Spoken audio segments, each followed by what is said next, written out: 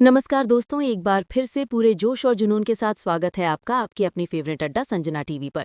मैं हूं संजना। ये एपिसोड है 7 नवंबर 2025 का, जिसका टाइटल है गौतम अंश को भड़काता है।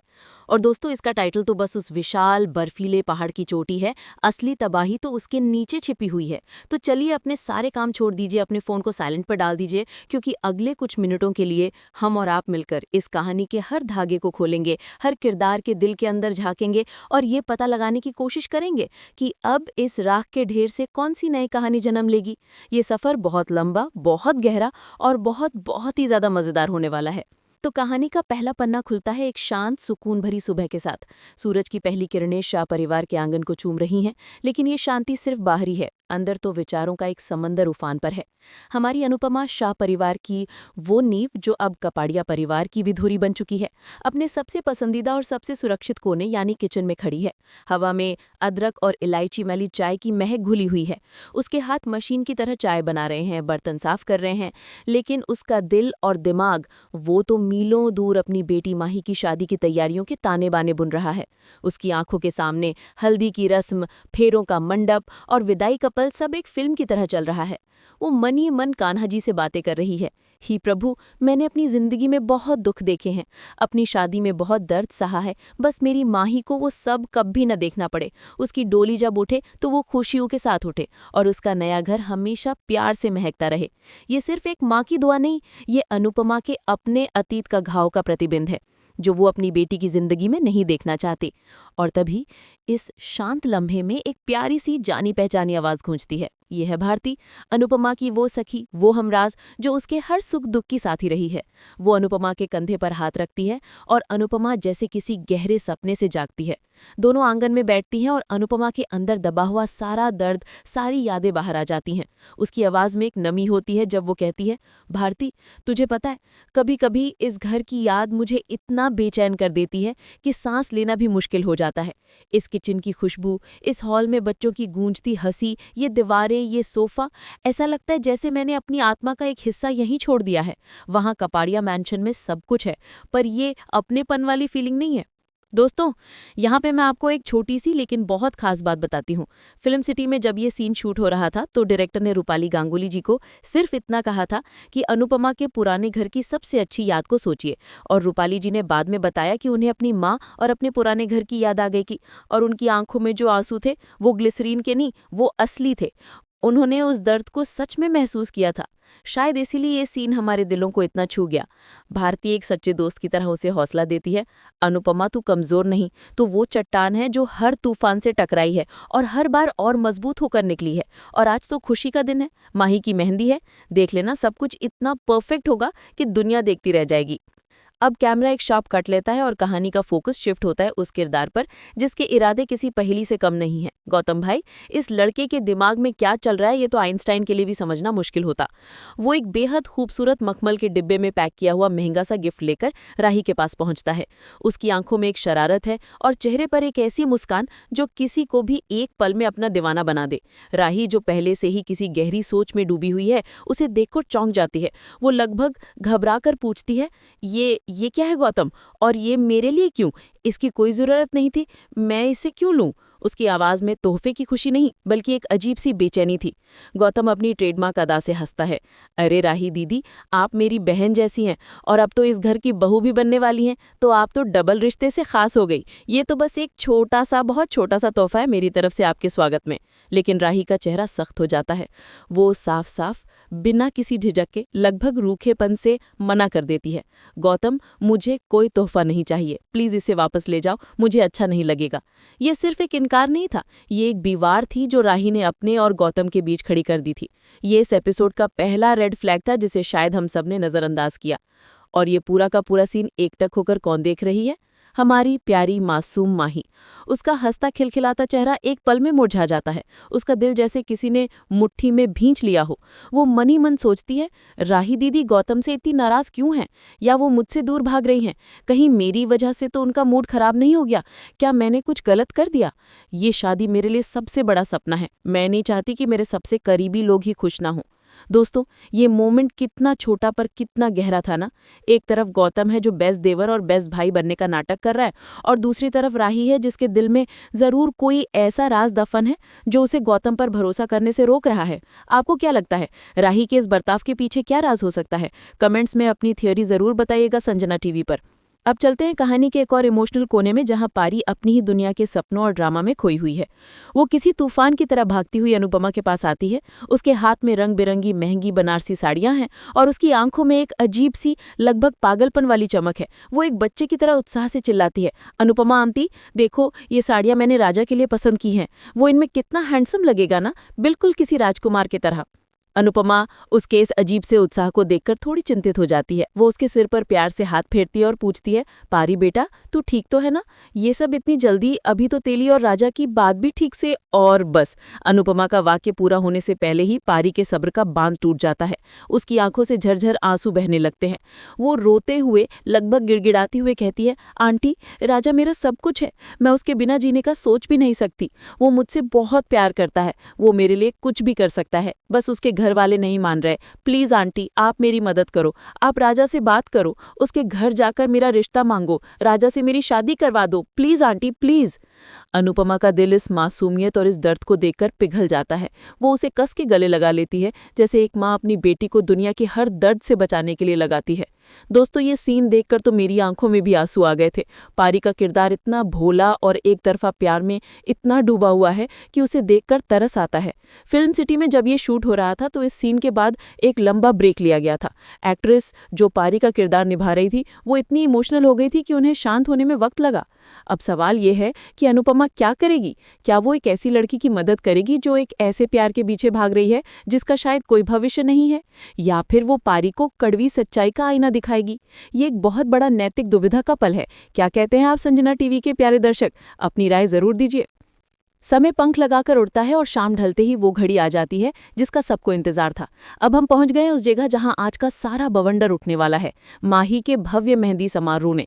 अनुपमा और उसका पूरा कुनबा, हसमुख बापूजी, लीलाबा, तोशु, किंजल, पाखी सब अपने बेस्ट कपड़ों में सज धज कर निकल पड़ते हैं। गाड़ियों में हंसी मजाक का माहौल है, लेकिन बा के चेहरे पर चिंता की लकीरें साफ दिख रही हैं।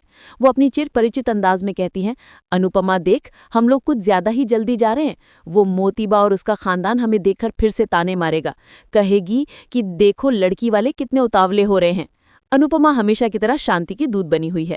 वो गाड़ी के रियर व्यू मिरर में बा को देखकर मुस्कुराती और कहती है, माँ आज हमारी माही का दिन है, आज खुशी का दिन है, हम किसी भी झगड़े में नहीं पड़ेंगे, आप सब बस मुस्कुराते रहिएगा प्लीज। लेकिन बा की परिचित बात हमेशा की तरह सच साबित होती है। जैसे ही शाह परिवार वेन्यू के शानदार दरवाजे के अंदर कदम रखता है, उनका सामना होता है मोटी बा से, जो अपने ताने वाले बाणों का तरकश लेकर तैयार खड़ी होती है। वो एक व्यंग्यात्मक मुस्कान के साथ कहती है, अरे वाह, शाह परिवार तो वक्त से भी पहले आ गया, कोई खास ट्रेन पकड़ी थी क्या? पूरा शाह परिवार एक असहज चुप्पी में घिर जाता है। अनुपमा एक शांत मुस्कान के साथ हाथ जोड़कर नमस्ते करती है। वो जानती है कि इस वक्त चुप रहना ही सबसे बड़ा जवाब है। दोस्तों, अनुपमा का ये सब्र, ये गरिमा देखकर सच में बहुत प्रेरणा मिलती है। वो कितनी भी मुश्किल में हो, अपने परिवार की इज्जत पर आंच नहीं आने देती। मैंने सेट पर देखा था कि इस सीन को परफेक्ट बनाने के लिए कई टेक्स लिए गए थे, क्योंकि डायलॉग्स की टाइमिंग और हर किरदार के चेहरे के हाव भाव को पकड़ना बहुत जरूरी था। और नेहा जोशी जो मोतीबा का किरदार निभा रहे हैं, उन्होंने इतनी नेचुरली एक्टिंग की कि कट बोलने के बाद क्रू के लोग भी अपनी हंसी नहीं रोक पाए। अब फाइनली सारे गिले शिकवे भुलाता है। मेहंदी का फंक्शन पूरे शबाब पर शुरू हो जाता है। हवा में ताजे फूलों और हिना की महक घुली हुई है। ढोलक की थाप पर लड़कियां थिरक रही हैं और हमारी होने वाली दुल्हन माही की शर्म और खुशी से मिली जुली मुस्कान तो बस देखने लायक है। तभी अनाउंसर एक मीठी सी आवाज में बुलाता है, और अब हम मंच पर बुलाना चाहेंगे अनुपमा आंटी को कि वो आए और दूल्हे का नाम दुल्हन के हाथ पर लिखकर इस रस्म की शुरुआत करें। अनुपमा खुशी और गर्व के साथ मंच पर जाती है। वो मेहंदी का कोन उठाती है, माही का हाथ अपने हाथ में लेती हैं और बड़े ही प्यार से लिखना शुरू करती हैं। वो लिखती हैं ग, और अचानक कोन चलना बंद हो जाता है। मेहंदी सूख गई है। ये क्या हुआ? सब लोग एक पल के लिए हैरान होते हैं, फिर जोर जोर से हंसने लगते हैं। माहौल एकदम हल्का फुल्का और मजेदार हो जाता है। गौतम हमेशा की तरह मजाक के मूड में ड्रामा करते हुए कहता है, अरे अनुपमा आंटी, ये क्या कर दिया आपने? तो मेरा नाम अधूरा छोड़ दिया। प्लीज जल्दी से दूसरा कोन लीजिए और मेरा नाम पूरा लिखिए, वरना कहीं मेरी किस्मत ही अधूरी न रह जाए। इस बात पर सब एक बार फिर से ठाका लगाकर हंसते हैं। फिर गौतम एक और शरारत करता है। वो अपना हाथ आगे बढ़ाकर कहता है, अब जब आपने मेरा अधूरा नाम लिखा है तो सजा के तौर पर आपको मेरे हाथ पर माही का नाम लिखना पड़ेगा, हिसाब बराबर। अनुपमा पहले तो हिचकिचाती है, लेकिन जब माही और बाकी सब लोग जोर देते हैं तो वो मुस्कुराकर गौतम के हाथ पर माही का नाम लिख देती है। और दोस्तों, ये मोमेंट कितना क्यूट और रोमांटिक था ना। जब अनुपमा नाम लिख रही थी तब गौतम का चेहरा देखने लायक था। वो एकटक बस अनुपमा को देख रहा था और उसके चेहरे पर एक हल्की सी शर्म और बहुत सारी खुशी थी। यही तो है फिल्म सिटी का मैजिक। एक छोटे से प्रॉप यानी मेहंदी के कोन से इतना बड़ा इमोशन और इतना बड़ा अपशकुन दोनों एक साथ क्रिएट कर देना। पर क्या आपको नहीं लगता कि ये नाम का अधूरा रह जाना कोई बहुत बड़ा अशुभ संकेत है? क्या ये इस बात की तरफ इशारा कर रहा है कि ये रिश्ता कभी पूरा नहीं होगा? आपकी क्या राय है संजना टीवी के मेरे दोस्तों? लेकिन अब फंक्शन का माहौल थोड़ा ठंडा पड़ने लगता है। कुछ मेहमान मेहंदी लगाकर अपनी अपनी कुर्सियों पर बैठ गए हैं और बस बातें कर रहे हैं। माही ये देखकर थोड़ी उदास हो जाती है। वो अनुपमा के पास जाती है और बच्चे की तरह मुंह बनाकर कहती है, आंटी प्लीज कुछ कीजिए ना, सब लोग कितने बोर हो रहे हैं। सबको डांस करने के लिए बोलिए, माहौल बनाइए प्लीज। और अनुपमा को तो बस एक इशारा चाहिए। वो एक्शन लेने में माहिर है। वो तुरंत माइक पकड़ती और कहती है, अरे भाई ये शादी का घर है या कोई सरकारी दफ्तर? चलिए लेडीज एंड जेंटलमैन, सब लोग अपनी अपनी कुर्सियां छोड़िए और डांस फ्लोर पर आ जाइए, कम ऑन। वो सबसे पहले राही, प्रार्थना और बाकी सब लड़कियों को हाथ पकड़कर खींचकर डांस फ्लोर पर ले आती है और फिर डीजे बजाता है वो गाना जो हर मेहंदी फंक्शन की जान है। मेहंदी है रचने वाली, हाथों में गहरी लाली। और फिर जो होता है वो तो कमाल ही है। अनुपमा ऐसे दिल खोलकर डांस करती है कि सब देखते रह जाते हैं।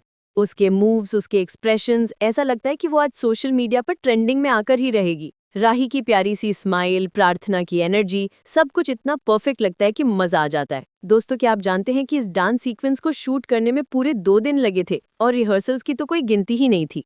मैंने अपनी आंखों से देखा है कि कोरियोग्राफर ने एक एक स्टेप पर, एक एक एक्सप्रेशन पर कितनी मेहनत की थी। उन्होंने बताया कि इतने सारे नॉन डांसर एक्टर्स को एक साथ सिंक में नचाना कितना मुश्किल था। अब जरा सोचिए, अगर ये गाना आपकी शादी में बजे तो क्या आप अनुपमा की तरह सारे गम भुलाकर डांस करेंगे? मुझे कमेंट्स में जरूर बताना। सब कुछ कितना परफेक्ट, कितना खुशनुमा चल रहा था, है ना? लेकिन अनुपमा की शो में ड्रामा ना हो, ऐसा हो सकता है क्या? बिल्कुल नहीं। खुशियों के इसी माहौल के बीच कहानी अपना सबसे खतरनाक मोड़ लेती है। डांस करते करते अचानक प्रार्थना का पैर मुड़ जाता है और उसका बैलेंस बिगड़ जाता है। वो गिरने ही वाली होती है, लेकिन तभी एक फिल्मी हीरो की तरह गौतम उसे आकर कसकर अपनी बाहों में पकड़ लेता है। प्रार्थना दर्द और हैरानी से उसे थैंक यू कहती है, लेकिन ये रोमांटिक मोमेंट किसी की आंखों में तेजाब की तरह चुभता है, और वो है अंश। अंश का चेहरा गुस्से से तमतमाकर लाल हो जाता है, उसकी मुट्ठियां भिज जाती हैं, उसकी आंखों में आग के शोले जल रहे हैं। उसे गौतम और प्रार्थना को इस तरह देखना बिल्कुल भी बर्दाश्त नहीं होता। और गौतम, उसे तो जैसे इसी मौके का, इसी चिंगारी का इंतजार था। उसे अंश को इस तरह जलते भुनते देखकर एक शैतानी मजा आता है। वो जानबूझकर अंश को सुनाते हुए प्रार्थना पर व्यंग्य कसता है, अरे प्रार्थना, तू तो हमेशा गिरती रहती है। कभी रिश्तों में गिरती है, कभी यहाँ गिरती है। पहले अंश को तलाक देकर जिंदगी की सबसे बड़ी गलती की, फिर उससे दोबारा शादी करके दूसरी सबसे बड़ी गलती की। कितनी गलतियां करेगी तू? बस ये शब्द नहीं थे, ये पेट्रोल था जो गौतम ने अंश के गुस्से की आग में डाल दिया था। अंश का सब्र का बांध टूट जाता है। वो एक दहाड़ते हुए शेर की तरह चिल्लाता है, गौतम, तेरी हिम्मत कैसे हुई मेरे और मेरे परिवार के बारे में एक भी शब्द कहने की? तू होता कौन है हमें जज करने वाला? तू बस एक बाहरी आदमी है और हमेशा बाहरी ही रहेगा। अपनी हद में रहे। इस अचानक हुई लगाई को देखकर पूरे फंक्शन में सन्नाटा छा जाता है। संगीत बंद हो जाता है। सब लोग हैरान और डरे हुए उन्हें देखने लगते हैं। और तो और इस आग में घी डालने का काम करता है मोतीबा का परिवार, जो अंश के खिलाफ हो जाता है। वो कहते हैं, अंश, तूने आज तक किया ही क्या है? ना तुझसे अपना बिजनेस संभाला, ना अपना परिवार। गौतम, कम से कम इस परिवार को जोड़ने की कोशिश तो कर रहा है। दोस्तों, अब ड्रामा अपने चरम पर है। ये एक ऐसा पॉइंट है जहां से वापसी का कोई रास्ता नहीं है। गौतम का ये भड़काने वाला अंदाज देखकर आप क्या कहेंगे? ये हीरो है जो एक नाकारा पति को उसकी औकात दिखा रहा है, या ये एक विलन है जो एक हंसते खेलते परिवार में जहर घोल रहा है? मुझे संजना टीवी पर आपके विचार जानने हैं। मैंने सेट पर सुना था कि इस सीन के लिए एक्टर्स ने अपनी आवाज पर बहुत काम किया था ताकि गुस्से और नफरत की फीलिंग असली लगे। और अंश का गुस्सा इतना रियल था कि डायरेक्टर ने एक बार भी कट नहीं बोला। वो उस रॉ इमोशन को कैप्चर करना चाहते थे। अब जरा सोचिए, इस सिचुएशन में माही क्या करेगी, जिसकी मेहंदी के फंक्शन में ये सब हो रहा है? वो बीच में आती है। उसकी आंखों में आंसू हैं और आवाज में एक दर्द भरी चीख। वो दोनों पर चिल्लाती है, बस करो, भगवान के लिए बस करो प्लीज, ये मेरी मेहंदी है, ये मेरी जिंदगी का सबसे खास दिन है, इसे इस तरह बर्बाद मत करो, यहाँ कोई ड्रामा नहीं चलेगा। और फिर वहीं वो बम फोड़ती है। वो सच उगलती है जिसका किसी को दूर दूर तक सपने में भी कोई अंदाजा नहीं था। वो गौतम की तरफ सीधा देखकर कांपती हुई लेकिन मजबूत आवाज में कहती है, गौतम, तुम जब चाहो प्रार्थना के बच्चे से मिल सकते हो। तुम्हें किसी की इजाजत की जरूरत नहीं है, क्योंकि उस बच्चे के असली पिता तुम हो, अंश नहीं। व्हाट? क्या कहा माही ने? क्या मैंने सही सुना? क्या आपने सही सुना? पूरा हॉल, पूरा सेट, पूरी दुनिया जैसे एक पल के लिए थमसी गई है। किसी को अपने कानों पर यकीन नहीं हो रहा है। अनुपमा का हाथ अपने आप उसके मुंह पर चला जाता है। उसकी आंखें फटी की फटी रह जाती हैं। प्रार्थना जमीन पर बैठकर फूट फूट कर रोने लगती है। और अंश की तो जैसे पैरों तले जमीन ही खिसक गई है। उसकी पूरी दुनिया, उसका पूरा वजूद एक पल में बिखरकर कांच की तरह चूर चूर हो गया है। माही आगे कहती है, हाँ, यही सच्चाई है। गौतम ने उस रात मुझे गुंडों से बचाया था और ये बच्चा उन्हीं का है। बस अब बहुत हुआ ये नाटक। गौतम के चेहरे पर एक अजीब सी रहस्यमयी मुस्कान आती है, जैसे वो कह रहा हो, चेक मेट। दोस्तों, ये ट्विस्ट तो किसी भी सोप ओपेरा का, किसी भी फिल्म का बाप है। यकीन मानिए, फिल्म सिटी में जब ये सीन रिवील हुआ था तो सेट पर मौजूद सारे क्रू मेंबर्स, लाइटमैन से लेकर स्पॉट बॉय तक, सबने खड़े होकर जोर जोर से तालियां बजाई थी। किसी ने भी दूर दूर तक ऐसा कुछ होने की कल्पना नहीं की थी। अब क्या होगा? अब इस कहानी का भविष्य क्या है? क्या अंश इस धोखे का बदला लेगा? क्या अनुपमा इस टूटे हुए परिवार को कभी जोड़ पाएगी? और गौतम का अगला कदम क्या होगा? अगले एपिसोड का इंतजार तो अब नामुमकिन सा लग रहा है। लेकिन रुकिए, कहानी अभी खत्म नहीं हुई है। एपिसोड के आखिरी कुछ मिनटों में हमें इस ज्वालामुखी के फटने के बाद की तबाही दिखाई जाती है। अनुपमा एक अंधेरे कोने में अकेले बैठी है, सदमे में है। वो अपनी जिंदगी के सारे संघर्ष याद कर रही है। वनराज का धोखा, काव्या का घर में आना, बच्चों की परवरिश, अपना बिजनेस खड़ा करना। वो मन ही मन माही से कहती है, माही बेटा, तुझे बहुत स्ट्रांग बनना पड़ेगा। रिश्तों की ये दुनिया बहुत जालिम है, बहुत पेचीदा है। दूसरी तरफ राही गौतम को एक कमरे में खींच कर ले जाती है और उससे लड़ रही है। वो गुस्से में कहती है, तुमने ऐसा क्यों किया गौतम? तुमने सबके सामने ये सच क्यों खोला? तुमने अंश को क्यों भड़काया? ये परिवार अब पूरी तरह से बिखर जाएगा। गौतम बड़े ही शांत और ठंडे तरीके से जवाब देता है, राही दी, सच्चाई तो एक ना एक दिन सामने आनी ही थी। मैं तो बस प्रार्थना और अपने बच्चे के हक के लिए लड़ रहा हूँ। उसकी आंखों में कोई पछतावा नहीं है, जो उसे और भी ज्यादा खतरनाक बना रहा है। और इन सब के बीच इस पूरे मातम के माहौल में पारी का फोन आता है। वो अपनी ही दुनिया में मग्न मासूमियत से अनुपमा से पूछती है, आंटी, मेरी शादी कब होगी? आपने राजा से बात की? अनुपमा एक फीकी सी दर्द भरी हंसी हंसती और कहती है, बेटा, सब ठीक हो जाएगा। एक ही पल में कितनी जिंदगियां, कितने इमोशंस एक साथ चल रहे हैं। दोस्तों, ये एपिसोड अनुपमा शो की असली ताकत को दिखाता है। इमोशंस, ड्रामा, सस्पेंस और पारिवारिक रिश्तों की वो कच्ची डोर जो जरा सी खींचतान में टूट जाती है। ये सिर्फ एक कहानी नहीं है, बल्कि इसमें जिंदगी के कई कड़वे सबक छिपे हैं। मैं संजना टीवी से आपको ये बता सकती हूँ कि आने वाले हफ्ते और भी ज्यादा धमाकेदार और भी ज्यादा इमोशनल होने वाले हैं।